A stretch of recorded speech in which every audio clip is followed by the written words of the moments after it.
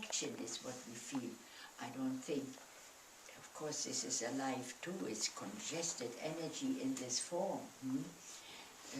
But you feel it best in the connection with another one. So you can maybe make it even kind of more disciplined, or you say, this is the aspect I want to pay attention or realize. It's always a connection. We do that every morning, we do it everywhere. But here now, again, in the service of developing my mind to that level where I can see more and more and more, stay open. Come to lose ultimately that isolation we feel, that separatedness, that means the mind is somewhere else where this is. So we connect actually to that aspect that connects us to the wholeness, powerful wholeness of myself. It can happen here, or starts. It is important that we really have a solidness, a foundation, like our, that's what Kuan Yin says, and Gati. In this way, in your constant practice, you are establishing the foundation of your enlightenment. Okay, so do it freely, or look at me. But we find one connection after the other, then this, let it go, then all the way through, then to the neck bones, up to the atlas. It's a nice focus. And then through the neck bones, and there are the scapulas, just between the scapulas. Now you make sure that you kind of give your attention to that. That particular. Now to the next. The rib cage I mentioned. Well, how can we move that? Well, push this. You cannot move this alone. One is depending on the other, you see. But see, it's like a basket, curving here, ending and connecting to the spine, and here. So you take piece after piece in your own way. You can determine it.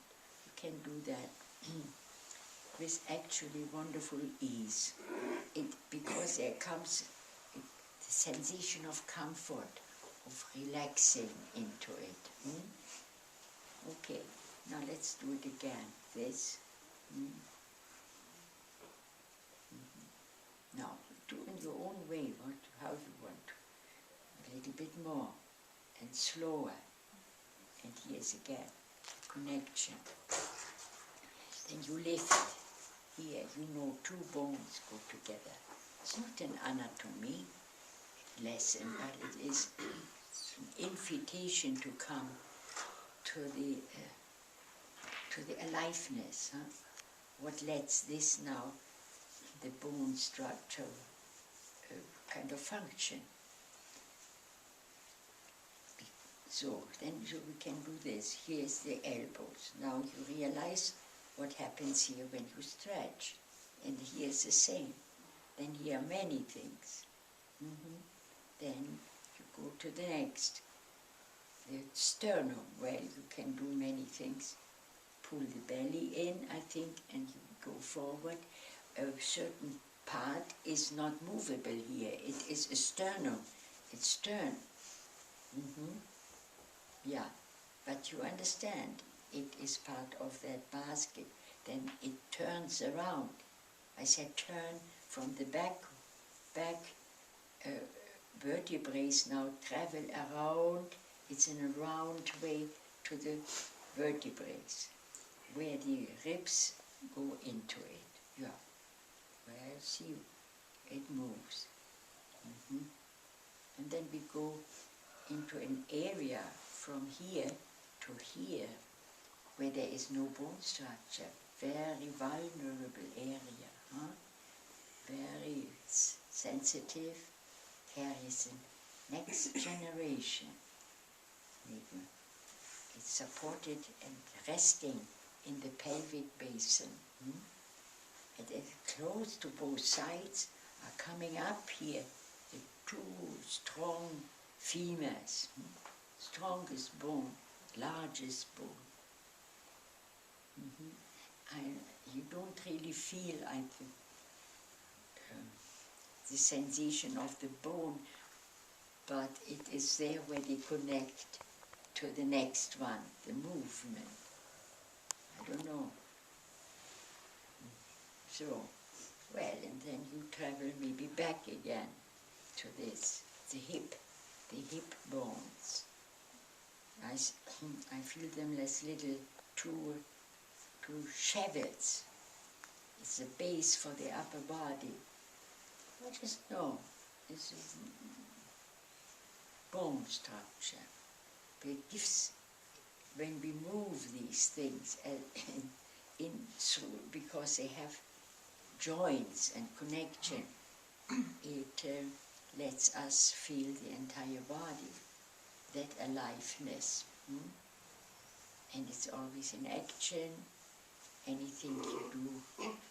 So what I'm saying is, take that sometimes in consideration and allow the vision to come up. Here, can you see? Here's these two bones now. Not only feel, see, you don't feel maybe the bones, but the energy is activated, which is here, around. Now through the movement, there's more activity, and the aliveness is available for our perception. Yeah, can you notice this in your vision? Yeah, it's here. The knees, and from here through the upper leg, the lower.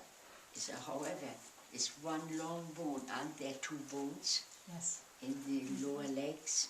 Yes. Yes. You don't know, but you cannot feel it, but you feel somehow, because of the bones in their joints, connecting and whirling and bringing in activity, the energy. It's always in. My teacher paid a great deal of attention to this in order to see impermanence, this universal law by which we all are living, on that very refined energy level. If you realize it, that is always in motion, is not still, you implant, so to speak, into this living process, the understanding you are energy, impermanent, constant change, not 1 minute, not changing, and that is a feature of impermanence, of arising and passing away on that. So now anyway, any more question? How did you fall